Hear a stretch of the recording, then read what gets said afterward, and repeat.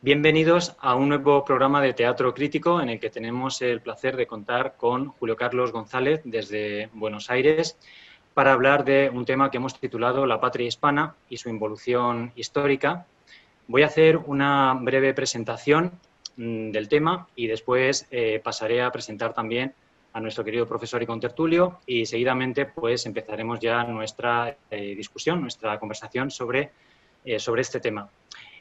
Hace más o menos 200 años, en las primeras décadas del siglo XIX, la monarquía hispánica o la monarquía de España se desintegró, dando lugar a una serie de estados, más o menos una veintena de estados en el continente americano y, de hecho, a la propia España actual, que es producto de aquella fragmentación.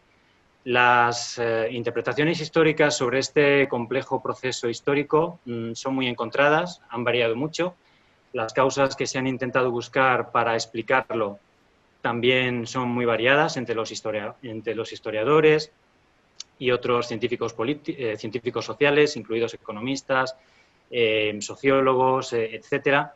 Nosotros lo vamos a ver desde una perspectiva, podríamos decir, político-económica, pero también histórica. Y pues para empezar de alguna manera, porque creo que lo más interesante será digamos, empezar a tocar una serie de puntos que hemos preparado para discutir con Julio Carlos González. Quizás se me ocurre directamente ir a algunas de las fuentes y de digamos, autores que hemos seleccionado previamente como introducción sobre este tema. Un pequeño comentario para empezar es que la cuestión, digamos, de la América española o de lo que fue, digamos, lo que fueron los reinos de Indias o la parte ultramarina de la monarquía española, incluso en la historiografía española, ocupa a veces una posición, vamos a decir, residual, ¿no? Por ejemplo, por poner un ejemplo, en el caso de Gonzalo Anes, que es uno de los más importantes historiadores españoles y que además está especializado en el siglo XVIII, concretamente en el Antiguo Régimen y los Borbones, y que escribió, pues, por ejemplo, este volumen, incluido en la colección Historia de España de Alfaguara, dedicado precisamente a los Borbones en el Antiguo Régimen, y de un volumen que tiene más de 500 páginas, solamente dedica a Hispanoamérica menos de 10 páginas, es decir, apenas el 2% de toda la obra, cuando Hispanoamérica pues representaba más de la mitad de la población de la monarquía hispánica, tenía un territorio muchas veces mayor que España, y realmente era por lo que la monarquía española ocupaba una posición de gran potencia en el mundo junto a Francia y Gran Bretaña. Ha ocurrido también en el caso de otros autores españoles, pero también hispanoamericanos, que además, en el caso de Hispanoamérica, se han solido centrar en sus respectivas repúblicas más actuales, ¿no? Es decir, como retrotrayendo de alguna forma el Estado-nación actual, la República Liberal, que surge, se fragua entre el siglo XIX y el siglo XX, 200 años atrás, tratando de explicar la historia desde esos parámetros, lo cual es bastante complicado y no nos permite entender muy bien la compleja realidad social, moral, jurídica, institucional de la época. Para resumir, por ejemplo, o como de forma también introductoria, de alguna manera la situación en la que todos los estados hispanos, incluida la propia España peninsular, se han encontrado después de esta gran desintegración, podemos empezar, por ejemplo, por citar un párrafo que aparece en un libro de Juan Garcés, que tengo aquí, que se titula Soberanos e intervenidos, estrategias globales, americanos y españoles, con un prólogo de Mario Benedetti. Juan Garcés es de Valencia y fue asesor político en el gobierno de Salvador Allende en Chile. Y dice lo siguiente: el derrumbamiento del Estado español, se refiere a la monarquía hispánica o a la monarquía de España, el derrumbamiento del Estado español en 1808, tras ser intervenido por Francia, su aliado en una coalición contra Inglaterra, abrió en la península ibérica y en la entonces llamada América Española un ciclo largo de insurrecciones y guerras civiles. Sus efectos reverberan a lo largo del siglo XIX y más allá. A diferencia de lo ocurrido en Brasil, en la América Española el estallido de los 4 virreinatos ha ocupado a varias generaciones en tratar de construir una pléyade de estados, con incierto éxito, en un contexto internacional donde 4 potencias, Gran Bretaña, Estados Unidos, Francia y Alemania, han rivalizado en someter a su hegemonía a todos y cada uno de los pueblos hispánicos. En otro libro que publicó Fernando Olivier, también tengo aquí conmigo, un diplomático español, un libro que se titula La herencia de un imperio roto, 2 siglos en la historia de España. Dice este autor lo siguiente en relación con el último reinado, con el reinado de Carlos III, que fue el último rey del siglo XVIII en la América virreinal. Lo siguiente: a su muerte en 1788 dejaba el rey Carlos un imperio hispano firmemente asentado a un lado y otro del Atlántico, en plena ebullición económica y en pleno desarrollo. La Ciudad de México, capital del virreinato de Nueva España, era, según nos cuenta Alejandro de Humboldt, que la visitó, más importante y más rica que el propio Madrid y que muchas capitales europeas de aquel tiempo. Lima era una gran ciudad y un gran centro de cultura, y Buenos Aires, que se había convertido en 1776, el mismo año en que los Estados Unidos se independizaban en cabeza de un gran virreinato, era ya, a la muerte de Carlos III, un importantísimo puerto comercial. Y concluye: el mundo hispano era, al morir Carlos III, uno de los poderes con los que había que contar en la Europa de fines del siglo XVIII. En pocos años, muy pocos, ese poder se disolvería como se disuelve un terrón de azúcar cuando se sumerge en un vaso de agua, y los componentes de dicho poder, entre ellos la propia España, pasarían a ingresar en las filas de los países que ahora consideramos como pertenecientes al tercer mundo, del que nuestro país no ha empezado a salir hasta la segunda parte del siglo XX, se refiere a España.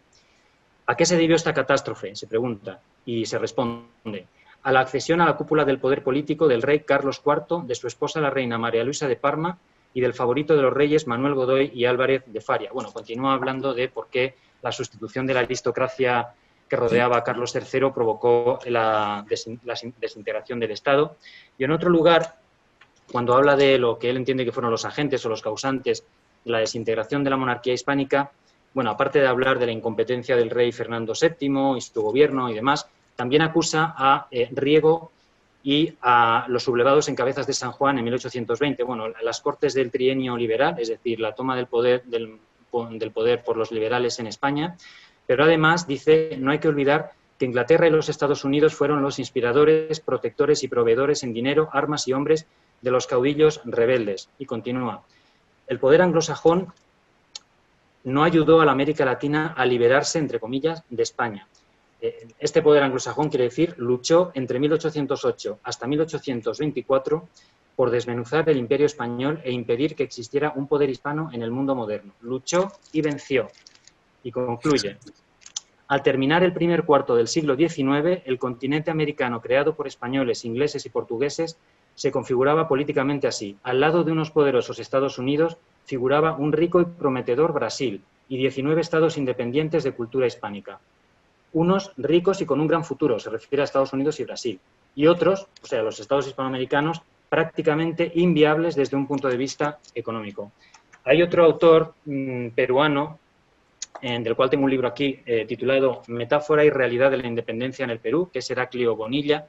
Esto está publicado por el Instituto de Estudios Peruanos y fue un libro recibido con muchísima polémica en su día en Perú, precisamente porque de alguna manera desmitificaba la historiografía oficial de las oligarquías criollas que han construido este relato nacional para justificar de alguna manera por qué están en el poder y, bueno, pues culpar, por así decir, a la monarquía hispánica de los problemas que hoy tiene el Perú, por ejemplo. Entonces, entre otras cosas, dice lo siguiente, Bonilla: la independencia de Hispanoamérica y del Perú fueron consecuencias derivadas de cambios profundos que alteraron el equilibrio de fuerzas establecidas entre las potencias europeas y que condujeron a la hegemonía absoluta e indiscutida de Gran Bretaña. Aquí reside el error más grave de interpretación de la historiografía tradicional peruana, que, excesivamente preocupada en buscar una causalidad esencialmente interna, acorde con su posición ideológica, rechaza todo nexo orgánico entre el mundo internacional y la situación peruana. Dice más adelante, resumiendo un poco la situación: la independencia de Hispanoamérica y del Perú aparecen, pues, no como el resultado de una rebelión deliberada contra España, sino como un intento de reponer o reemplazar a la monarquía derrotada. En un primer momento, la monarquía, es decir, el solo vínculo entre España y sus colonias, él utiliza todavía la categoría de colonias, que ya veremos que es incorrecta, pero bueno, desapareció. Más tarde, España misma parece desaparecer, dejando a las colonias el sentimiento de su total soledad y en la obligación de tener que elegir sus propios gobiernos. Al hacer esto, las colonias entraron en conflicto con la administración española y las autoridades coloniales. El resultado de ese conflicto fue la separación. Y concluye en otro lugar de su libro diciendo: el nuevo Estado o sea, el Perú, que surge con la independencia, fue un Estado completamente débil, desprovisto de una estructura bancaria y financiera. Y precisamente también respecto del Perú, hay un estudio publicado en los últimos años muy interesante de un profesor llamado Bruno Seminario, un estudio muy extenso que cubre 3 siglos de historia económica peruana, titulado El desarrollo de la economía peruana en la era moderna, precios, población, demanda y producción desde 1700, publicado por la Universidad del Pacífico, de la que es este profesor. Y una pequeña cita simplemente, porque también revolvió un poco la opinión, dijéramos, de los académicos en Perú. Dice, cuando habla de la época virreinal, bueno, inmediatamente posterior, la independencia fue nefasta para la economía peruana y sus consecuencias tan catastróficas que recién en 1853, 20 años después, el PIB per cápita alcanzó el nivel que tuvo antes de la guerra en 1808. Bueno, aparece una tabla, dice, en esta tabla se resume el impacto que tuvo la independencia sobre las principales variables económicas. Los principales sectores afectados por la guerra de la independencia fueron la minería, el comercio y la industria manufacturera, con tasas superiores al 70%. Luego de la batalla de Ayacucho, el Perú cae bajo el dominio de Bolívar, quien se proclama dictador vitalicio y gobierna de manera despótica. Sus acciones más destacadas en perjuicio del Perú fueron las siguientes. 1. La desmembración del territorio peruano con la creación de Bolivia, que se constituyó a partir de los territorios del Alto Perú. 2. El restablecimiento del tributo indígena, que había sido antes derogado. 3. La eliminación de la figura jurídica de los caciques, los etnarcas de las comunidades indígenas. 4. La división de las tierras comunales, algo que existía, digamos, en el orden católico anterior. Y 5. La persecución política a muchos miembros de la élite peruana por quienes sentía gran desconfianza debido a sus anteriores simpatías realistas. Hay también un autor que no me resisto a citar también muy brevemente, que es posiblemente uno de los mayores americanistas y expertos en la historia de la América hispánica, que es Guillermo Céspedes del Castillo. Tengo aquí su libro América Hispánica, 1492-1898, para, de alguna manera, ilustrar que lo que podríamos llamar patriotismo hispanoamericano o unionismo, o digamos, bueno, lo han llamado de varias maneras, pero se remonta pues varios siglos atrás, de hecho. Entonces él pone esto en relación con la cuestión de la piratería en el Atlántico y sobre todo en el Caribe, que fue una de las cuestiones más importantes, uno de los mayores problemas de la política internacional en el siglo XVIII, incluso el siglo, bueno, ya venía el siglo XVII y XVI, pero sobre todo en el siglo XVIII y también incluso principios del XIX. Hablando de los filibusteros y los bucaneros, dice lo siguiente: aunque después se les ha idealizado como una especie de románticos anarquistas y heroicos aventureros, solo destacaron como ladrones y asesinos de todo cuanto oliera a español, siendo pagados con la misma moneda por parte castellana. Bueno, sigue hablando de otros imperios y de otras potencias, por ejemplo, Francia en el Caribe y demás, y dice, los éxitos episódicos de estos agresores consistieron en expediciones de saqueo y logro de botín, pero sin que alcanzasen ninguna ventaja permanente, ni territorial, ni estratégica hasta después de 1630. Su resultado más negativo fue que su brutal actuación originase pronto en las Indias una fuerte xenofobia que desde entonces y hasta hoy ha sido el factor quizá más importante en la preservación de una personalidad cultural e histórica hispanoamericana, latinoamericana o como quiera llamársela, pero que llegaría a ser muy fuerte y muy bien definida.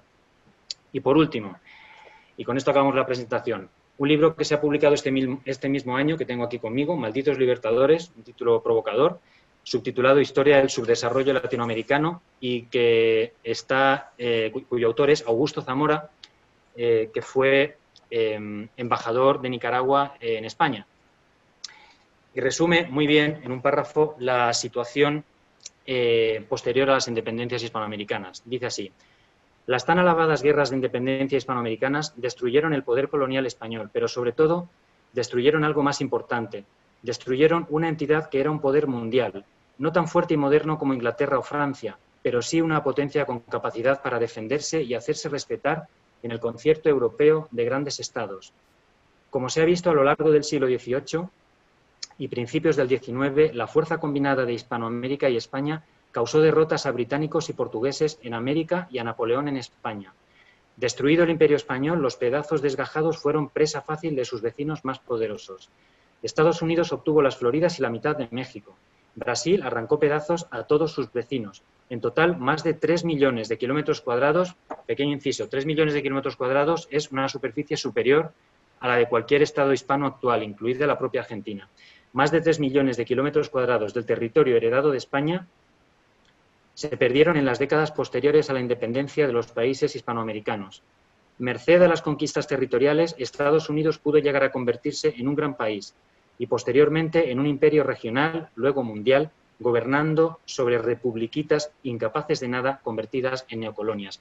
Y otra cita del mismo autor, que me parece importante porque aquí resalta precisamente tanto las causas, la crítica a las causas supuestamente endógenas, que según él no existieron, como este sentimiento que hemos, no sentimiento, sino esta, dijéramos, esta concepción de unidad, digamos, de lo que era la población hispanoamericana ya siglos atrás, y que es la siguiente. La independencia latinoamericana, él habla todavía de Latinoamérica, pero se refiere a Hispanoamérica, no es resultado de causas endógenas, por más que los historiadores nativos, sobre todo en el siglo XIX, hayan querido presentar aquel proceso como una gesta nacida de las entrañas de los pueblos oprimidos, entre comillas, por España. Y continúa, bueno, a principios del siglo XIX esas causas no existían, entre otras razones porque las colonias, habla todavía de colonias españolas, vivían un periodo de prosperidad o resurgimiento, a causa sobre todo de las reformas internas y extendidas a América durante el reinado de Carlos III. En el siglo XVIII se había consolidado un fuerte sentimiento de identidad y pertenencia a un corpus político propio y singular, una patria grande que llevaba a las autoridades y habitantes de aquellos extendidos dominios a defender sus territorios y la corona con un ardor y un empeño envidiables. Las páginas de la historia hispanoamericana están llenas de pequeñas, medianas y enormes victorias militares sobre Inglaterra, que resultarían imposibles de explicar, sobre todo las que se dieron entre 1760 y 1807, de no existir un fuerte espíritu de vinculación al sistema imperante y, por qué no decirlo, rompiendo otro tabú de la mitología regional, lo que representaban España y la corona. Y para hablar de estos temas tan trascendentales, como he dicho, pues tenemos con nosotros a Julio Carlos González, que ha sido un testigo excepcional, directo, de una parte importante, extensa de la historia argentina y que cuenta con un currículum muy extenso que necesariamente voy a tener que resumir. Julio González fue profesor de Economía Política y de Derecho del Trabajo en la Facultad de Derecho y Ciencias Sociales de la Universidad de Buenos Aires entre 1965 y 1976, si no me equivoco. Posteriormente y durante muchos años, desde 1989, ha sido profesor de Estructura Económica Argentina en la Facultad de Ciencias Económicas de la Universidad Nacional Lomas de Zamora, provincia de Buenos Aires. Tiene más de 50 años de experiencia en la enseñanza, pero además también trabajó para el gobierno argentino.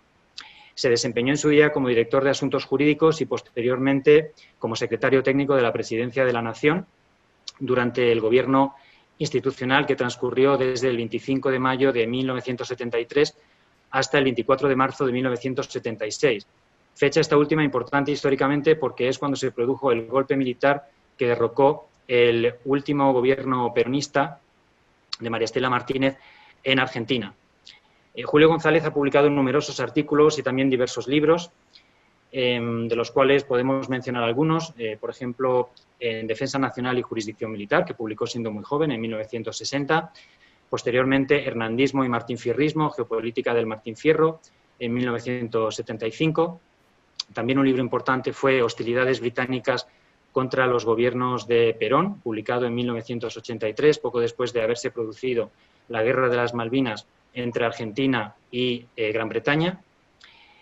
También ha publicado un libro titulado Estructura Económica Argentina, que sirvió de guía a sus alumnos en Lomas de Zamora. Un libro también significado fue Los Tratados de Paz por la Guerra de las Malvinas, Desocupación y Hambre para los Argentinos, publicado en 1991, más o menos al año siguiente de haberse firmado los tratados de Londres y Madrid que sellaron la paz por la Guerra de las Malvinas y cuyas cláusulas, como vamos a discutir después, fueron muy onerosas y muy predatorias contra el Estado argentino. Y un libro también muy significado fue Isabel Perón, Intimidades de un Gobierno, que publicó en 2007. Tiene también algunas obras inéditas y libros que ha publicado más recientemente en los que no podemos entrar para no alargar más esta presentación, pero sí que me parece lógicamente imprescindible hablar de este libro que tengo aquí conmigo, que como ven se titula La Invención Hispanoamericana y cuyo subtítulo es De provincias de las Españas a territorios tributarios. Se centra en el caso argentino de 1711 a 2010, es decir, revisa 3 siglos de historia económica y política de Argentina, pero sus tesis y conclusiones son extrapolables a la mayor parte de Hispanoamérica. De hecho, hay muchas referencias al resto de los pueblos hispanoamericanos en el libro, por eso precisamente se titula La Involución Hispanoamericana. En la contraportada del libro, no sé si se puede ver, aparece un gráfico que representa el calendario de pagos de la deuda argentina para toda la década posterior al año en que se publicó el libro, que fue 2010. El libro está publicado por la editorial Docencia de Buenos Aires y, bueno, de las casi 1000 páginas que tiene el libro, porque es muy extenso y en el que hay información interesantísima, como podrán imaginar, incluyendo, por ejemplo, una serie de gráficos, cartografía histórica y también incluso el texto íntegro de varios tratados internacionales, porque, como verán, luego lo discutiremos, el profesor González combina en su metodología, entre otros, el estudio de la cartografía con el análisis de las cláusulas de los tratados internacionales y los efectos materiales que tienen esos tratados en las relaciones internacionales entre los Estados e incluso en la política interna de dichos Estados.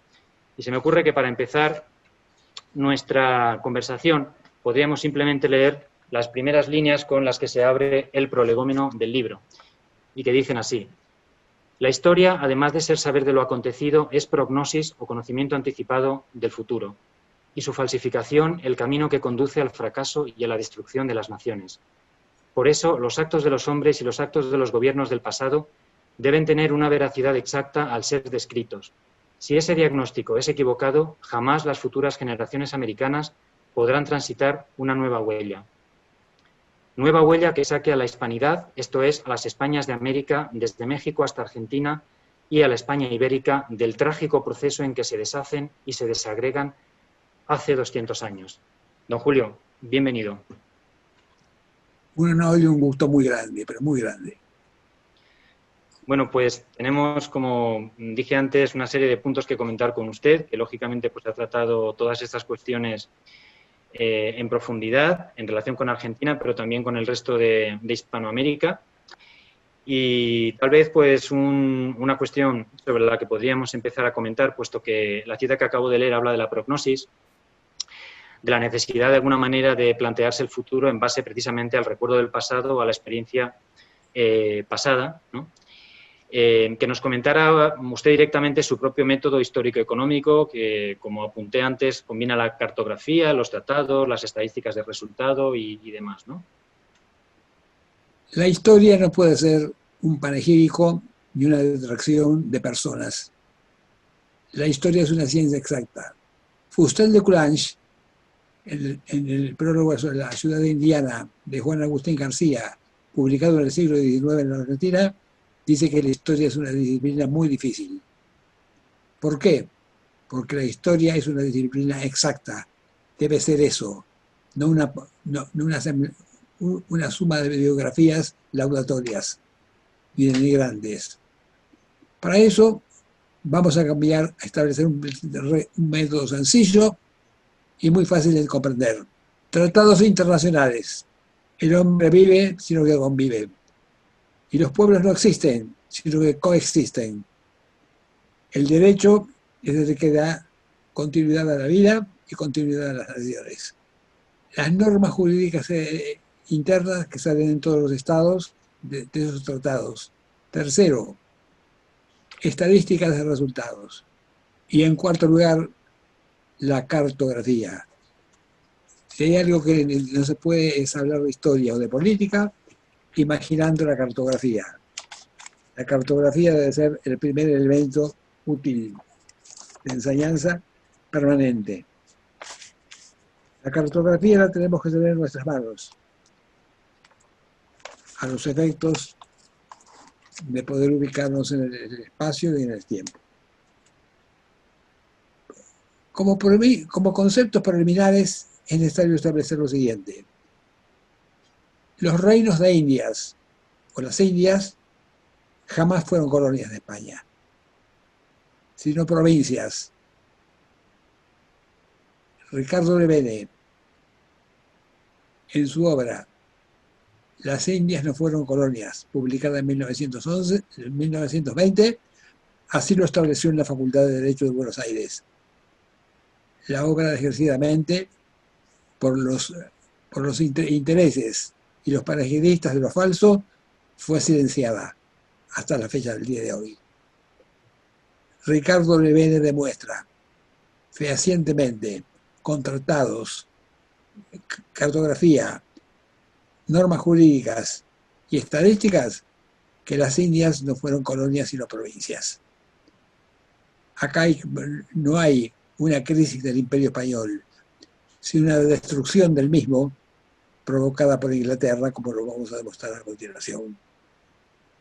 Acá no hubo libertadores, hubo conquistadores, y conquistadores mercenarios, no de un país determinado. La situación personal de ciertos individuos es lo que nos da la mejor referencia. José de San Martín murió en una casa, Granbourg, con 46 ventanas. No he conocido a nadie, ni en la historia, ni en los tiempos contemporáneos, que viviera en una residencia de esa naturaleza. En consecuencia, el patrimonio personal de los sujetos de la historia es algo que describe, porque va al sístole y al diástole de los objetivos que se plantearon. Gran Bretaña, a Sir Arthur Wellesley, duque de Wellington, por haber derrotado a Napoleón, premió muy bien a su acción militar. Una suma de 20.000 libras oro de aquel entonces. Una renta vitalicia de 2.000 libras oro. Y que buscase el castillo palacio que más le gustase de Inglaterra, que lo expropiaría la corona para obsequiárselo. Inglaterra paga bien a sus servidores. En el caso de América, de Hispania, no los pude haber pagado de una manera inferior. Los pagó como pagaba a sus servidores.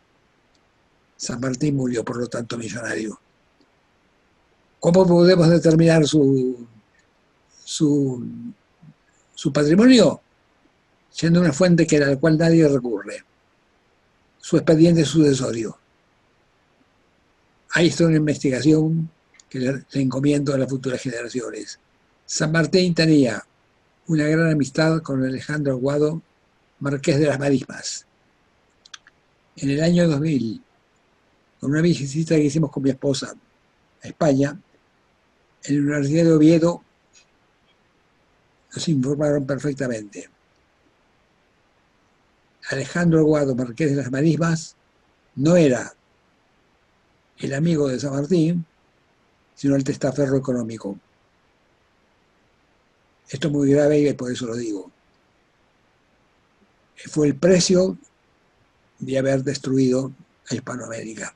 La destrucción de Hispanoamérica está documentada y escalonada en el tiempo. En el año 1711 apareció en Londres una obra titulada Una propuesta para humillar a España. Precio 2 chelines, escrita en Londres por una persona de distinción. El seudónimo Una persona de distinción estaba en que el libro establecía una estrategia para destruir España y destruir a Hispanoamérica, que si lo hubiese firmado alguien, el verdadero autor, hubiera sido motivo inmediato de la guerra con España. Yo en este punto, don Julio, me gustaría leer una cita de su libro también en relación con este estudio, que creo que, o sea, este documento que creo que tradujo y analizó Roberto Terragno en Argentina, me parece, ¿no? Sí. Y dice lo siguiente al final de precisamente este capítulo que titula Una propuesta para humillar a España, ¿no? Sobre este documento que había sido desconocido durante mucho tiempo. Así termina, dice usted, el decisivo documento descubierto, traducido y reproducido en la obra precitada de Rodolfo Terragno. Aclaramos que lo remarcado en algunos párrafos nos pertenece. Los hemos destacado porque son decisivos para comprender nuestro estudio sobre la secesión provocada de las provincias españolas de América respecto de las provincias de España en la península ibérica. José de San Martín y Simón Bolívar fueron, por lo tanto, meros ejecutores de los planes británicos. Para ello se prepararon en Londres y actuaron siempre bajo el control de militares ingleses. No hay otro propósito en sus actos que el de ejecutar estos planes y objetivos económicos, comerciales y financieros. La leyenda de sus patriotismos es insostenible. Correcto. El plan estratégico que señala para conquistar América y conquistar España, el libro de 1711, es el siguiente. La riqueza del imperio español tiene por eje la minería. La minería está en Perú y Alto Perú. Serían los territorios de Bolivia y de Perú mismo. Si nosotros destruimos la industria minera de Hispanoamérica, habremos destruido Hispanoamérica y coetáneamente España. Para poder desarrollarse la minería necesita dos elementos: carne vacuna para reponer las energías que se gastan en el seno de los yacimientos bajo la tierra, y en segundo lugar la yerba mate para depurar el organismo de las toxinas que emanan de la tierra.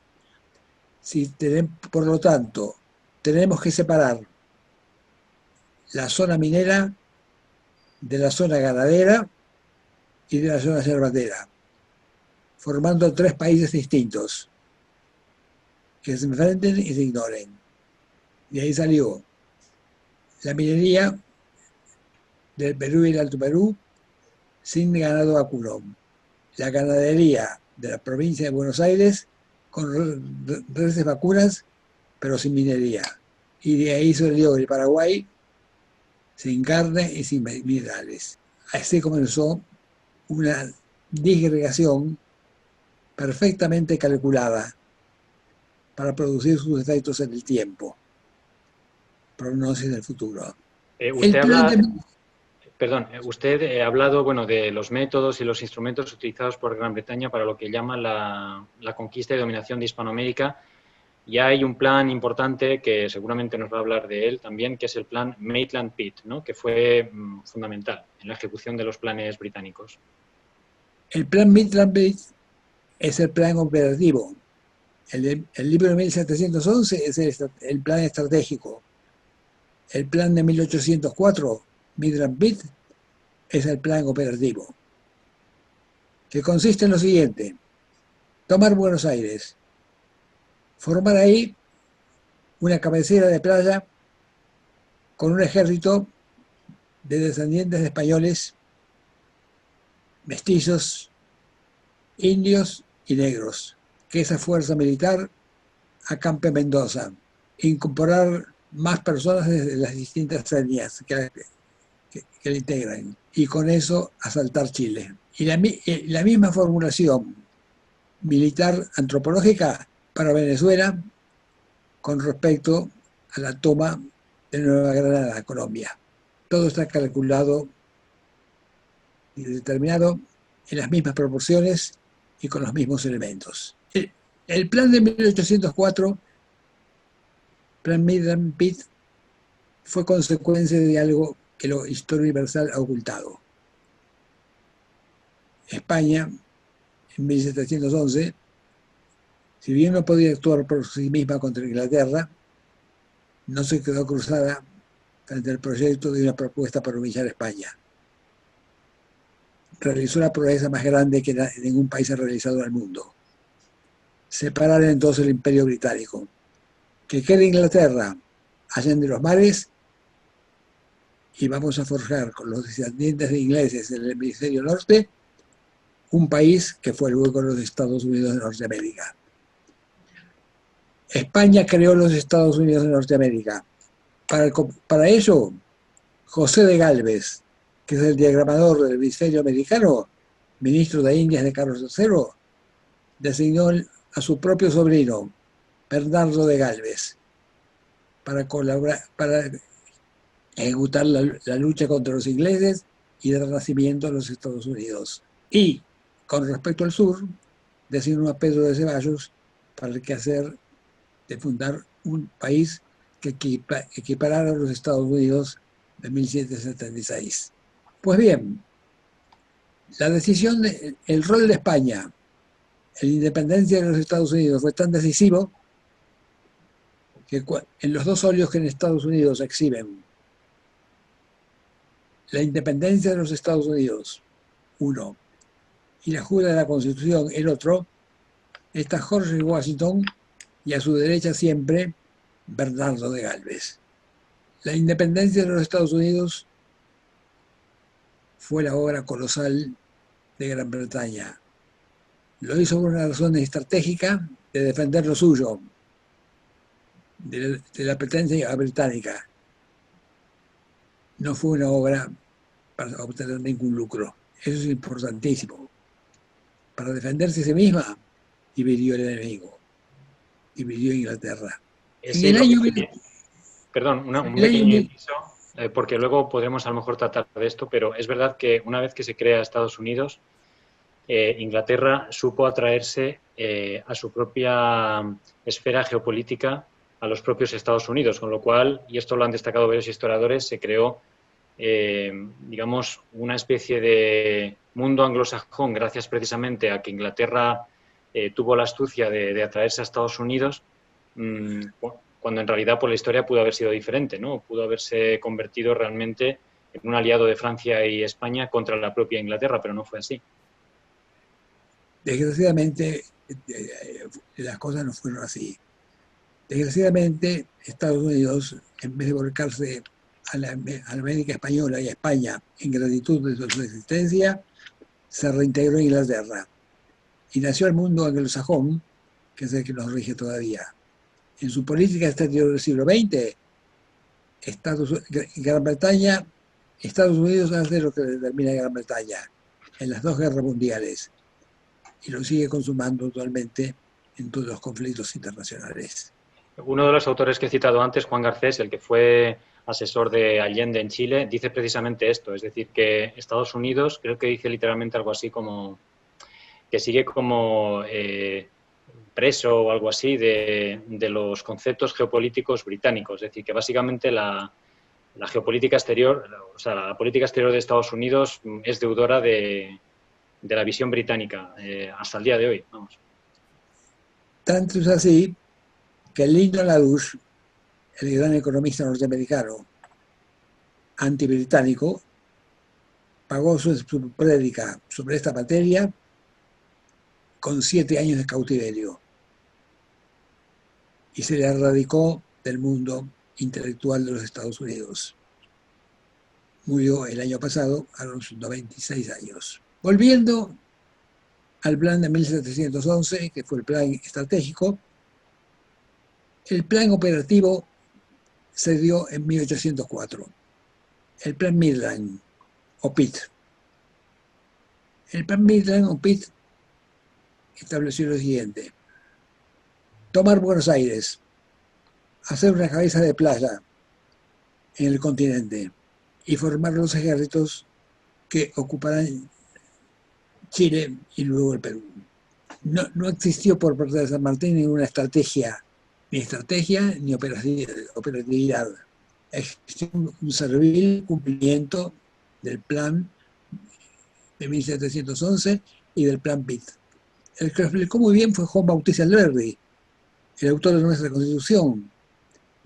Señaló de San Martín que solamente estuvo 4 años en su país y 10 años en América. Ese desconocimiento del país y del continente por razones de tiempo origina una breva para el pueblo argentino que se le llama el padre de la patria, a quien nada conocía de la misma. Pues bien, el plan Midland Pitt determinó la conquista de Chile primero y luego la conquista del Perú, que no la realizó San Martín. La realizó Lord Cochrane, un almirante retirado británico. Todo el quehacer marítimo de la campaña de San Martín es un quehacer de los británicos. San Martín persona viajaba siempre en todos los latitudes hasta el fin de su muerte con pasaporte británico. Entonces tenemos una consecuencia terrible de todo esto. La Argentina Hispanoamérica quedan disgregadas. No se buscó liberarla, sino se juzgarla. Y juzgarla aplicando un principio clásico muy elemental. Divide et impera. Divide e imperarás, gobernarás. Y viene de Alejandro Magno ya, viene muy antiguo, efectivamente. ¿Qué sentido tienen las pequeñas repúblicas de América Central? Nada. Dominar es el territorio. ¿Qué sentido tiene la América dividida primero en 21 repúblicas y ahora son como 40, habiéndole dado el carácter de estados a ínsulas y a procesos de territorio? Al Caribe, sí. En consecuencia, fragmentar, fragmentar y fragmentar. Sí, además, también pequeño inciso, los famosos estados del Caribe son, bueno, exterritorios del Imperio Británico que podemos considerar estados ficticios porque son totalmente inviables como estados y su función básicamente es la de un paraíso fiscal, es decir, succionar recursos del resto del mundo, o sea, en la más pura depredación económica y financiera. Paraíso fiscal y un voto de las Naciones Unidas para formar una comunidad internacional. Efectivamente, claro, es la doble función que cumplen básicamente, porque muchos de ellos, bueno, la mayoría ni siquiera tienen un ejército y no son viables como Estado. Es imposible porque no tienen ya la mínima masa para funcionar como Estados, ¿no? Usted también ha tratado bastante el tema de la moneda, ¿no? Y de la deuda y de el famoso proceso de emprestización, que fue prácticamente la esclavización financiera de Hispanoamérica. Entonces, si nos pudiera también comentar sobre este tema, es decir, ¿qué significa en definitiva, qué consecuencias, por qué son tan importantes las consecuencias de que Hispanoamérica nazca sin moneda, ¿no? Y luego todo el proceso de emprestización y de endeudamiento? La primera actividad de Gran Bretaña, antes de emprender la conquista por las armas, a través de los testaferros, los San Martín y los Bolívar, fue dejar a Hispanoamérica sin moneda. Hagamos un inventario muy rápido. 1806, Bedford, gobernador de Buenos Aires, primera conquista inglesa. Saqueo del Tesoro de Real Hacienda, 40 toneladas de oro. Y además, saqueo de la Compañía de Filipinas. Porque la Compañía de Filipinas era el eje de la economía española. La economía española tenía por objetivo, y lo tuvo desde el siglo XV, el Asia. El eje económico de Hispanoamérica era Callao, Perú, a Filipinas. Y de Filipinas, intercambio y comercio con China, Japón e India. Todo el mundo asiático. Se hacía mucho más fácil el comercio por esa vía, porque no había patrón oro en el Asia, sino el patrón plata. Y en consecuencia, como acá la moneda corriente era la onza castellana de plata, era muy fácil determinar el más o el menos de la moneda adicional que había que pagar por el intercambio de productos.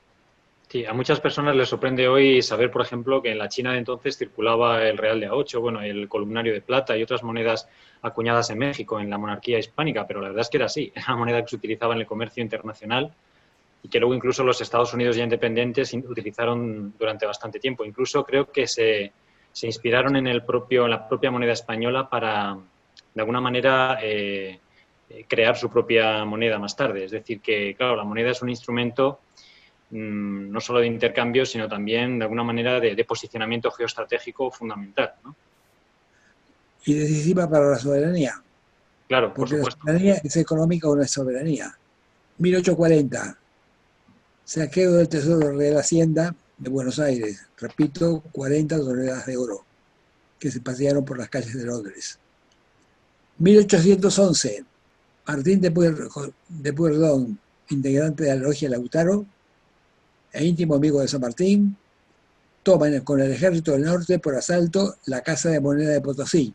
500.000 de barras de plata son enviadas a Buenos Aires y de Buenos Aires a Inglaterra. Y se destruyen las prensas de acuñar moneda.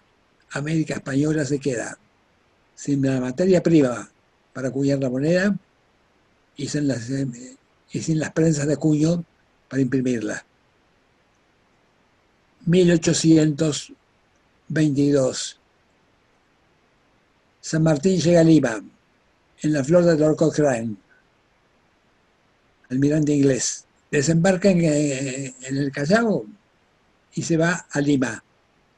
En Lima, lo primero que hace, su primera acción libertadora, es incautarse del tesoro de la Real Hacienda de Lima. El tesoro de la Real Hacienda de Lima era el banco central, en términos actuales, más grande de América del continente, más grande de América del Sur. Y lo traslada de Lima al Callao, y del Callao a la flota de Lord Cochrane. La única medida de resguardo de esa cantidad sideral de dinero que toma San Martín es colocar a 2 contadores para que cuiden tamaña fortuna. Lo primero que hace Lord Cochrane es arrojar al mar a los 2 contadores e izar velas hacia Inglaterra. En 1822, en Santa Fe de Bogotá, 10 toneladas de oro amonedado para Inglaterra. Y simultáneamente ocurre lo mismo en América Central y en México. Las sumas de México, las calculo yo que oscilan entre 100 y 150 toneladas de oro amonedado. Queda un continente sin moneda. Que vengan los historiadores paralegistas de San Martín y de Bolívar a explicarnos eso. ¿Cuáles fueron las consecuencias de eso?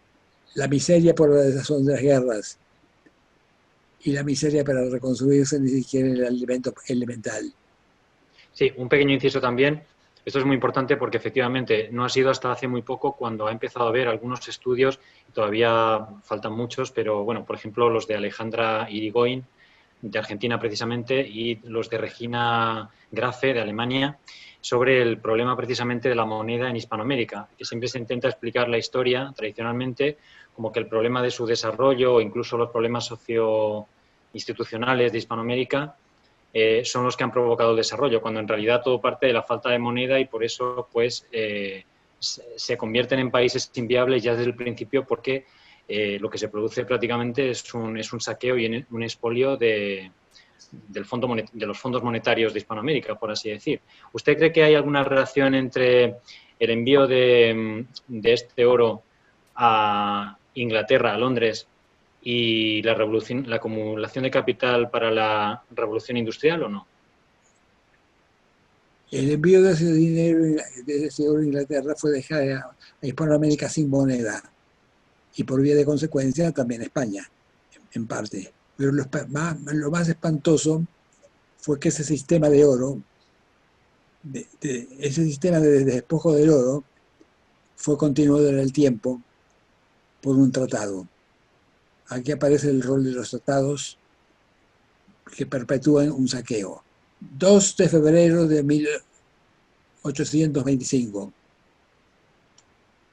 Tratado de amistad, comercio y navegación entre el Reino Unido de Gran Bretaña e Irlanda y sus súbditos, por una parte, y por la otra, los territorios, no Estado ni patria ni nación, de las Provincias Unidas y sus habitantes, viajantes de comercio y turistas, no ciudadanos. Eso es terrible. Somos un pedazo de tierra con un montón de gente arriba. Jurídicamente somos eso, por el Tratado de 1825. ¿Quién es el autor del Tratado de 1825? El doctor Juan Bautista Siachain, con cuya amistad me honré, ha fallecido ya, publicó un libro en la década de los años 90, 1990, titulado San Martín y la tercera invasión inglesa. Y ahí desmenuza y determina con toda precisión cómo San Martín, después de su aventura en el Perú, vuelve a Buenos Aires. Y de Buenos Aires parte para Londres, no para Francia, donde pasó sus últimos años. Vuelve a Londres. Y de Londres tomó una diligencia velocísima para Glasgow, Escocia, capital de Escocia, porque en Glasgow lo guardaba el duque de Def, primo hermano del rey Jorge IV, y al mismo tiempo consejero de la corona británica. Ahí redacta el Tratado de 1825 de puño y letra, que es el estatuto del verdadero coloniaje de nuestro país, de la subjugación perpetua hasta el día de la fecha. El tratado del 2 de febrero de 1825. Como corresponde, si me permites, vamos a tomar sus aspectos fundamentales. Artículo primero. Habrá perpetua amistad. La perpetua amistad es un sustantivo abstracto, pero su condición de perpetua determina que ese vínculo está reforzado para proyectarse en el tiempo y para tratar no las vinculaciones entre los países por medios jurídicos, sino por medio de una presunta amistad que no existe ni existió nunca, ni entre los pueblos ni entre las instituciones de las naciones. Artículo segundo. Gran Bretaña tiene el derecho exclusivo y excluyente de navegar por los ríos interiores argentinos y llegar al corazón de América del Sur. Este es el absurdo y el disparate más risueño y carayesco de que yo tenga una memoria, porque acá los nacionalistas rosistas, panegíristas del genocidio, colocan el Día de la Soberanía como el Día de la Defensa de la Navegación de los Ríos. Nunca ocurrió eso. Rosas, que fue lo más monstruoso que tuvo el país en materia de derechos humanos, fueron 30 largos años de degüellos y de saqueos, fue cuestionado por los franceses que querían un tratado como el que les había, como el general Las Heras, jefe del Estado Mayor de San Martín, le otorgó a los ingleses. Tratado de 1825. Los franceses querían también navegar en los ríos interiores. Rosas lucha contra los franceses, no contra los ingleses. Año 1849. Tratado Arana-Schurter. Los ríos interiores son argentinos. Empero, por el Tratado de 1825, artículo 2, son también británicos. Segundo postulado.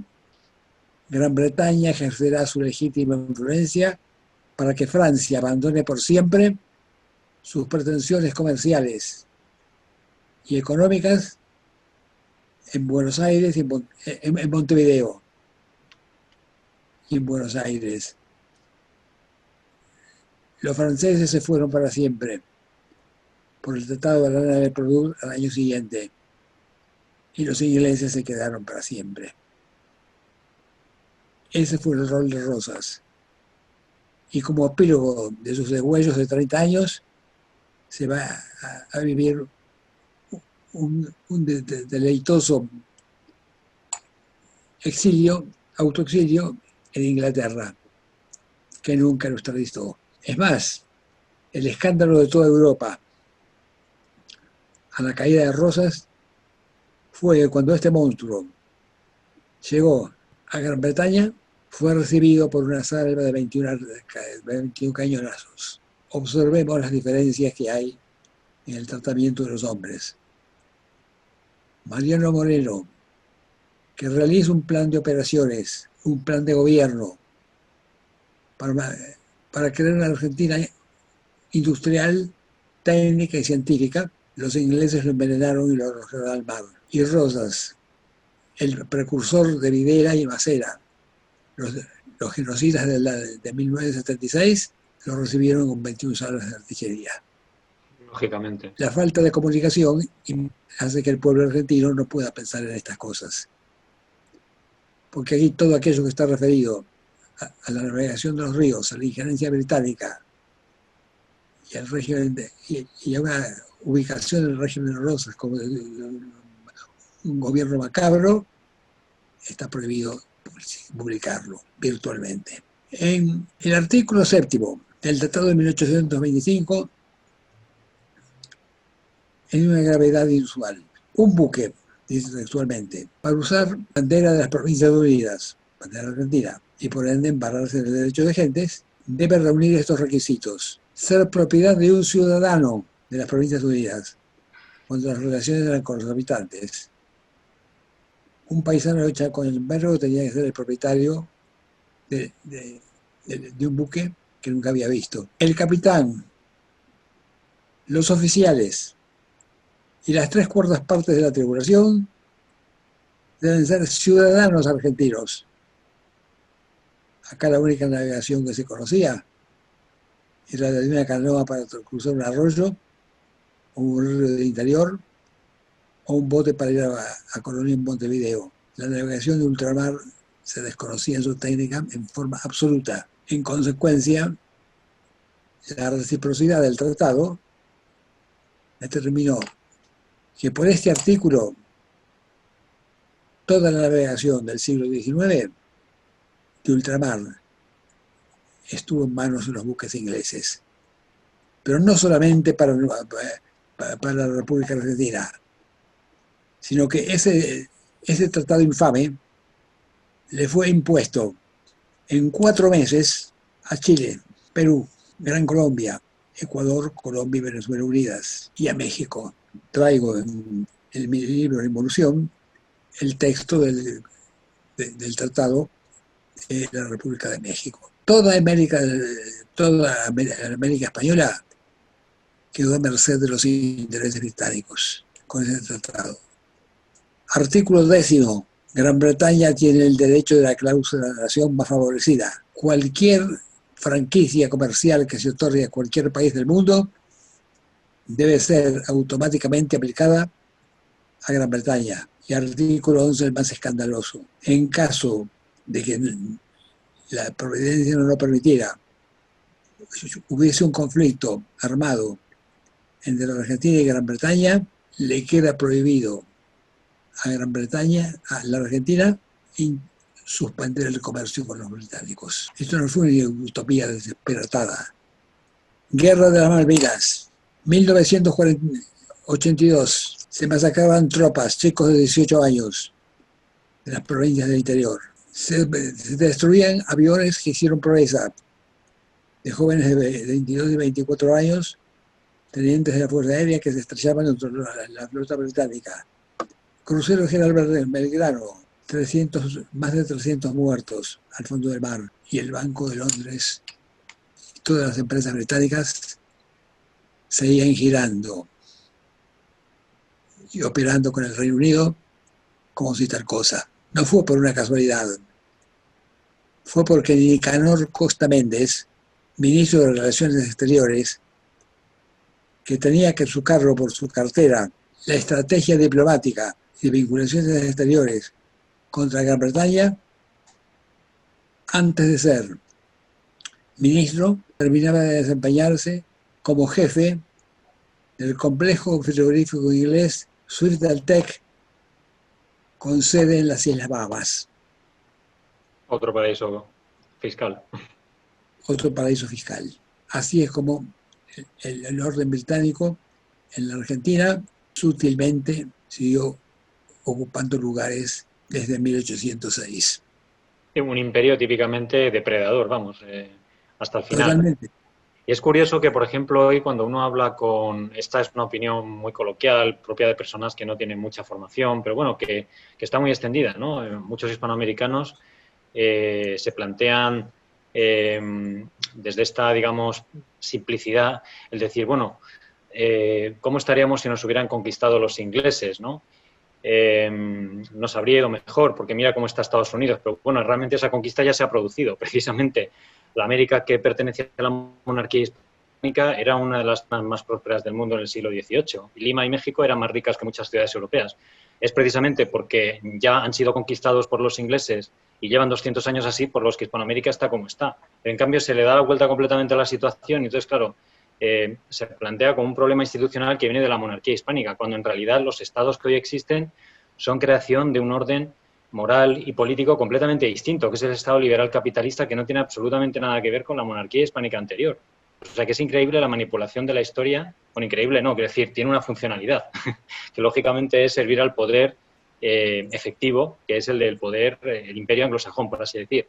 Es que La tragedia reside en que acá la historia fue no solamente manipulada, sino falsificada, omitiendo todo aquello que fue positivo para el país y ocupando todo aquello que fue beneficiario para los ingleses. Vayamos a la Revolución de Mayo, tan loada por los pobres niños de las escuelas. Las pobres criaturas de 6 años van a rendir homenaje a la patria el 25 de mayo de 1910. Una mitología. ¿Y qué pasó el 25 de mayo? Alexander Mackinnon, presidente de la British Commercial Room, del Centro Comercial Inglés de Buenos Aires, redactó de puño y letra la lista de los integrantes de la primera junta, donde en la primera junta estuvieron 4 británicos: Saavedra, Cornelio Judas Tadeo Saavedra, Juan José Castelli, su primo Manuel Belgrano y Juan José Paso. Acá no hubo ninguna revolución el 25 de mayo. El día 18 de mayo, día en el cual los ingleses debían retirarse de un permiso transitorio del libre comercio que les había otorgado por el Tratado de Apodaca-Karen del 14 de enero de 1810, en vez de irse, trajeron 3 fragatas: la Mistletoe, la Mutin y la Pitt. Y sus cañones silenciosamente apuntaron contra Buenos Aires. Y Alexander Mackinnon, presidente de la British Commercial Room, redacta de puño y letra la lista de integrantes de la primera junta. ¿Qué podemos esperar con un país que tiene ese origen y las sucesivas generaciones de su población lo desconoce? Claro, es que realmente podemos concluir que nunca ha habido una soberanía efectiva en ninguno de los países hispanoamericanos, ni siquiera en los mayores como Argentina o México, y no digamos ya los países de dimensiones municipales como los de América Central, que estos sí que son inviables y por eso están realmente conquistados de facto por Estados Unidos, ¿no? Y de hecho han sido invadidos varias veces, etcétera. Es decir, es que claro, volvemos al principio de la soberanía. Yo creo que es lo fundamental. Al faltar la soberanía, hay una soberanía, creo que usted la llama cromática, ¿no? Pero que no es una soberanía efectiva, es puramente formal. No tiene una efectividad propia de un Estado capaz de funcionar como tal.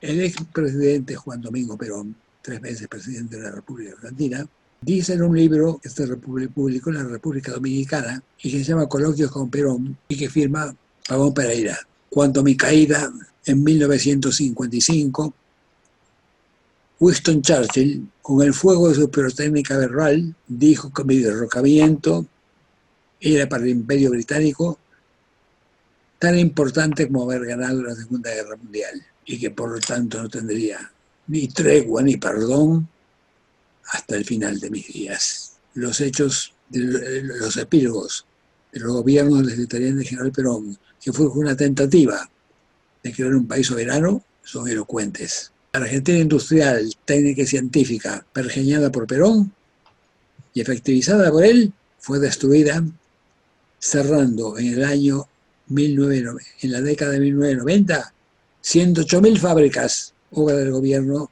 de Menem, el gobierno más ruin y canallesco que tuvo nuestro país. Las privatizaciones, se privatizó todo el patrimonio del país. Parece mentira que con estas políticas ultraliberales que se aplicaron durante esta época monetarista famosa después del gran periodo keynesiano y demás, que como mínimo han estancado las economías, sobre todo hispanoamericanas. En muchos casos pues, prácticamente las han destruido o casi destruido y desindustrializado en el caso de Argentina. Parece mentira, digo, que todavía haya gente que defienda de una forma absolutamente fundamentalista el liberalismo económico, ¿no? Es decir, lo hacen de una forma totalmente ideológica. Unos serán por convencimiento, pero es que, claro, parece que no tienen en cuenta los hechos históricos y cómo funciona la realidad. Es decir, los datos están ahí, además son recientes históricamente, son abundantes, se pueden estudiar, es decir, que no es una cosa tampoco de hacer abstracciones, sino de tomar datos puros y duros y ver los resultados de esas políticas y demás. Y siguen defendiendo, y luego imagino que hay otros también que lo hacen, evidentemente, porque tienen una finalidad político-ideológica y, ya digo, pues una funcionalidad digamos, política, en definitiva, a quien interesa, ¿no? que sea así. Pero bueno, todavía sigue habiendo una especie de visión de que el liberalismo económico es lo necesario. O sea, la idea de que el libre mercado existe, ¿no? Como si fuera una cosa que puede existir al margen del Estado, lo cual es falso, como creo que defiende usted, ¿no? Es la desinformación absoluta. que existe en nuestro país. En materia económica, desinformación absoluta. José Terry, un genial economista de fines del siglo XIX, murió luego en 1927, ya en el siglo XX, dice en su Tratado de Finanzas: la historia financiera argentina es la historia de los grandes escándalos provocados por los empréstitos con los británicos, únicamente concertados para el despilfarro. Deuda actual de la República Argentina se calcula en superior a 500.000 millones de dólares. Una cifra impagable, porque es inimaginable e imposible de analizar en sus números. Es un país regido por el acreedor. Nuestro gobierno, el tercer gobierno del general Perón, recibió el país con una deuda de 5.189 millones de dólares, 5.189, trabajando nosotros en la Secretaría Técnica de la Presidencia y oponiéndonos a todos los ministros de Economía de turno. El día 24 de marzo de 1976, fecha en la cual la Presidenta de la República, que era la esposa del general Perón, la señora Isabel Martínez de Perón, y el que habla, secretario técnico, fuimos secuestrados, la deuda externa era 5.189 millones de dólares, la misma suma, con los intereses pagos, en el 40%. Al fin del proceso militar Salvador, que vino el 24 de marzo de 1976, la deuda externa era de 44.000 millones de dólares. Y fue una carrera sin fin a ver quién pedía más préstamos.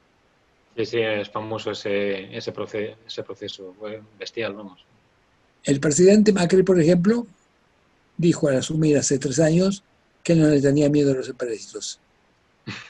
Y emitió un bono cuyo vencimiento se opera dentro de 100 años. Es decir, la Argentina tiene el triste privilegio de ser transferida al siglo XXII en sus deudas. Esta es una amarga realidad, no es un discurso político. No me resisto a leer un par de citas más antes de que se me olviden de su libro, en relación en general, no solo con este tema, sino con los que venimos tratando en este programa.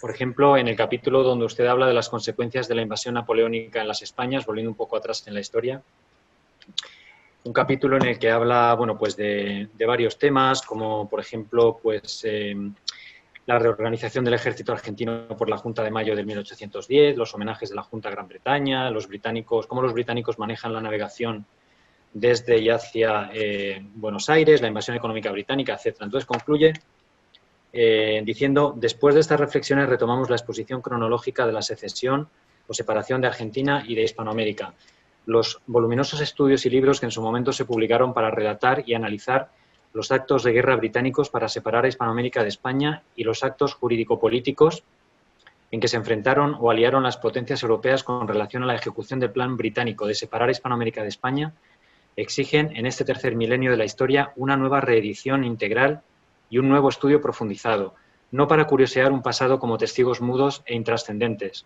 sino como elemento vital para explicar por qué Hispanoamérica está cada vez más balcanizada, en territorio y en penurias para sus pueblos, y qué es lo que debe hacerse para que Hispanoamérica sea de una vez y para siempre un país. Y bueno, toma la comparación de Manuel Ugarte en la reconstrucción de Hispanoamérica, que a su vez se había inspirado en obras anteriores de Ugarte, como Mi campaña hispanoamericana, El destino de un continente y demás, ¿no?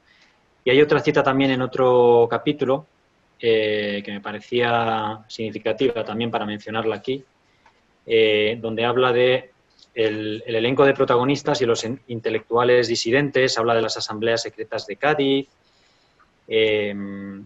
Miranda y William Burke, el encuentro de Miranda con Bernardo O'Higgins, Miranda y los jesuitas incluso, etc. Entonces concluye aquí diciendo: como podemos apreciar, todos los protagonistas de las llamadas, entre comillas, guerras de la independencia, entre paréntesis, secesión hispanoamericana, pasaron por Londres y formaron parte de sus sociedades secretas antes de iniciar su actuación en Hispanoamérica entre 1810 y 1824, fecha de la batalla de Ayacucho. Ninguno, absolutamente ninguno, es autor de ningún plan de independencia con los nativos de Hispanoamérica. Ninguno había trazado una estructura económica, jurídica y cultural para fundar nuevas naciones. Todos carecían de planes de gobierno y de un elenco de personas congruentes en los propósitos y planes para fundar las nuevas naciones hispanoamericanas. Esto explica, y lo subraya, el fracaso bicentenario de la independencia de Hispanoamérica y acredita el poder inmenso que adquirieron Gran Bretaña y otros países europeos, a los que admitió transitoriamente como socios al disponer de todos los recursos de Hispanoamérica sin ninguna contraprestación de su parte. Los pueblos víctimas de este saqueo y despojo continuos fueron dominados mentalmente para aceptar esto. Banderas, himnos, marchas, euforia literaria en torno a la palabra libertad, entre comillas, fue el método simple que nos mantiene radiados en todo el pensamiento elemental sobre los males que padecemos. O sea, aquí con la que acaba ese capítulo, ¿no? Tenemos unos pocos minutos, pero me gustaría, si es posible, que nos comentara brevemente o nos resumiera de alguna manera las principales consecuencias o lo que significaron los tratados de paz por la Guerra de las Malvinas de 1990, que se firmaron en Madrid y Londres, si no me equivoco.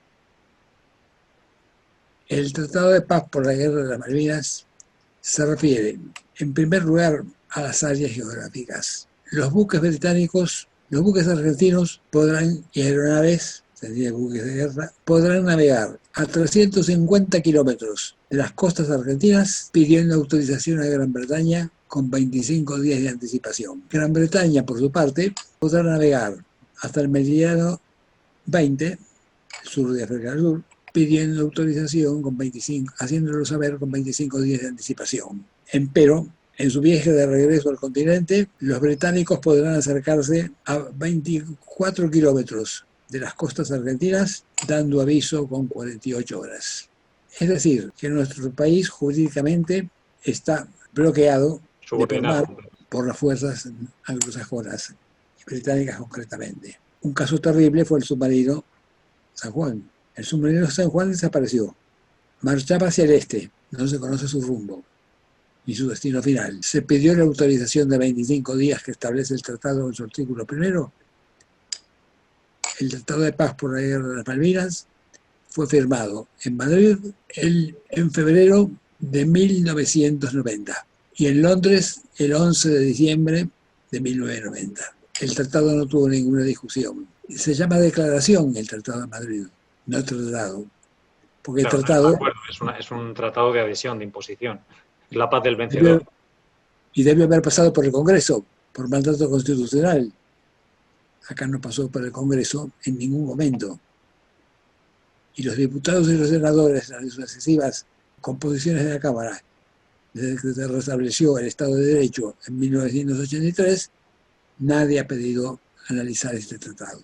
Y el resto del tratado se firmó en Londres el 11 de diciembre de 1990 y fue aprobado por ley 24.887. Creo que ese es el número. Pude haberme equivocado en este momento. Pero tanto el Tratado de Londres del 11 de diciembre con el de Madrid del 15 de febrero de 1990 siguen en vigencia. Y por esos tratados se establece que la Argentina se adhiere, ejecutará en forma inmediata la política de privatización de todos los sectores públicos de la economía que actualmente detenta el Estado, es decir, todas las empresas de servicios públicos, petróleo, gas, carbón, cuenca petrolera, cuenca gasífera, yacimientos de hierro, yacimientos de otros minerales. El patrimonio del Estado, vamos. Todo el patrimonio del Estado. Valor de todo el patrimonio del Estado, según el libro publicado por el Banco de Inglaterra en 1990. Doing Business in Argentine, haciendo negocios en la Argentina. El valor de todo el patrimonio que se ofrece en venta a los ingleses es de 1 millón de millones de dólares. 1 billón, no el billón norteamericano, son 1.000 millones. Sino el castellano son 1 millón de millones. 1 millón de millones, sí. El precio cobrado por la República Argentina 17.000 millones de dólares. Un escarnio de estos único en el mundo.